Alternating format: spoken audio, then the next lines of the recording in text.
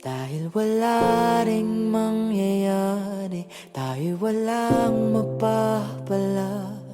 Huwag mong pigilan ang pagbuhos ng ulan.